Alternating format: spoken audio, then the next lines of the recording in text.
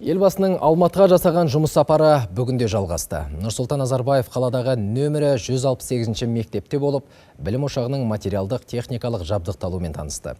Кейін Халық Арена спорт кешеніне аялдады. Келер жылы өтетін универсиада қарсаңында бой көтерген нысан келешекте тұрғындардың жаппай сырғанау орталығына айналады деп күтілуде.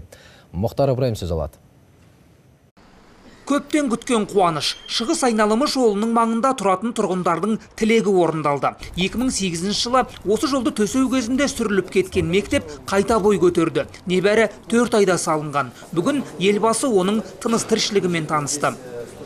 168 мектептің жалпы аумағы 8000 шаршы метрден асады. Мемлекеттік жекеменшік серіктестік негізінде салынды. 600 оқушыға арналған білім ордасы заман талабына сай. 31 интерактивтік тақта, 103 компьютер мен бір мультимедиялық сынып бар. 200 орындық асхана спорт залда соңғы үлгіде. Білім мемлекеттік тілде беріледі. Бастысы, кезінде маңайдағы мектептерге тардай шашылған оқушылар қайта қауышып, мұғалімдерге жұмыс орындары ашылды. Қазір ұсақ түйек жұмыстар ғана қалып отыр. Сәтін салса, мектеп 2-ші тоқсанда жұмысын бастайды. Сондықтан бұл қуаныш әуелі ата-аналардікі. Шығыс айналма жолының қаламызды кептелістен құтқарған пайдасы көріп жатсақ та, шіркін мектебіміз қашан салынбай келіп, көңіліміздің алаңдаулы болған несіне жасырайық. Жеке кәсіпкерлерге нұрлы жол болашаққа бастау жол бағдарламаңызда мектеп, балабақша, аурухана сияқты кезек күттірмес аса маңызды әлеуметтік жобалар жүзеге асыруда инвесторларды тарту жөнінде тапсырма берген едіңіз. Бүгін міне соның нәтижесінде Нұр Отан партиясының қолдауымен зәулім, сәулетті, жарық, заман талабына сай білім алуға қолайлы мектеп салынды. Алматыда мемлекет пен жекеменшік серіктестігі қарқынды. Жаңа әлеуметтік нысандар бой көтеріп, бизнестің жауапкершілігі артып келеді. Осы мектеп сол ынтымақтастықтың айқын мысалы. Демек, бұл үрдіс жалғасын табуы тиіс. Әкімшілік бизнесмендермен қосылып жақсы бастама жасап жатыр. Рахмет. Енді осы жылдардың ішінде мемлекет талай ауқатты адамдарды тәрбиеледі ғой, сен сияқты. Бар ғой. Мемлекеттің саясатының арқасында сендер ауқатты болдыңдар, қалталы болдыңдар. Енді сода біраз халықпен бөліскен дұрыс. Мемлекет, жеке бизнесмендер екеуі қосылса, сонда тез-тез осындай объекттер салатын боламыз. Еліміздегі ең үлкен қала болғаннан кейін 2 миллион адамға жақындап келе жатыр. Мектеп те керек. Елдің ауқат жақсарғаннан кейін баланың тууы да көп келе жатыр. Сізге көп рахмет айтамын. Атамдар атынан алғысымыз шексіз. Қаңтардан бері 114 мектепке дейінгі балабақшалар ашылды. Оның 5-еуі мемлекеттік, қалғандарының барлығы осы жекеменшік балабақшалар деп айтуға болады. Өте жақсы бетбұрыс.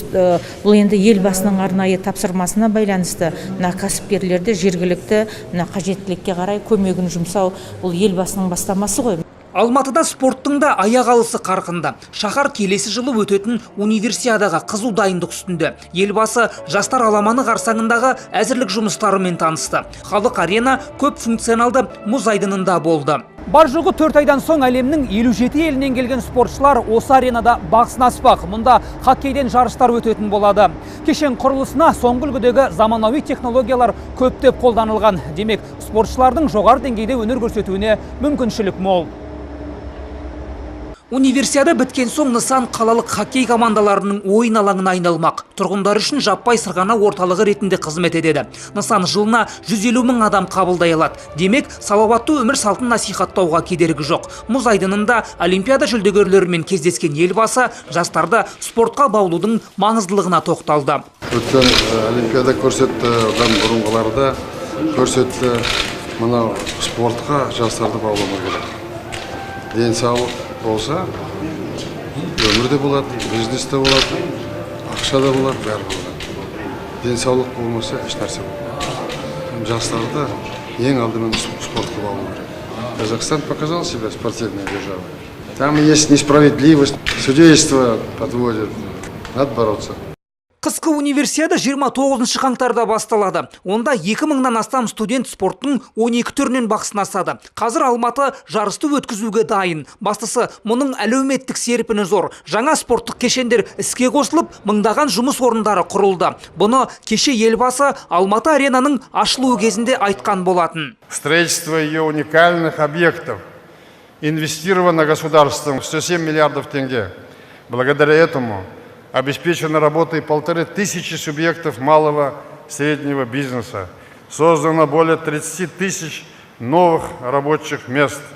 В зимней универсиаде примут участие более 2000 спортсменов из 57 стран. Развитие алматинского туристического кластера обеспечит занятость для 90 тысяч горожан.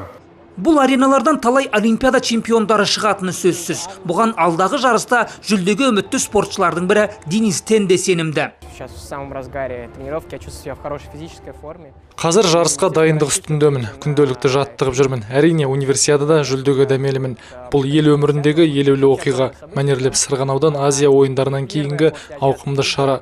Өз үйімде өнер көрсету үлкен абырой. Сондықтан ел сенімін ақтауға тырысамын. Вчера мы были на открытии Алматы-арены. Кеше Алматы аренаның ашылуында болдым. Керемет кешен деп айта аламын. Жақсы жасақталған. Сондықтан алдағы жарыстарда жақсы нәтиже көрсетуге барлық жағдай бар. Универсиадаға 30 000 шетелдік және отандық турист келеді деп болжанып отыр. Жарыс 80 елде көрсетілетін болады. Мұхтар Ыбырайым, Жұмағали Біргебаев, Руслан Жәкеев және Алмас Омарғалиев, қорытынды жаңалықтар, Алматы.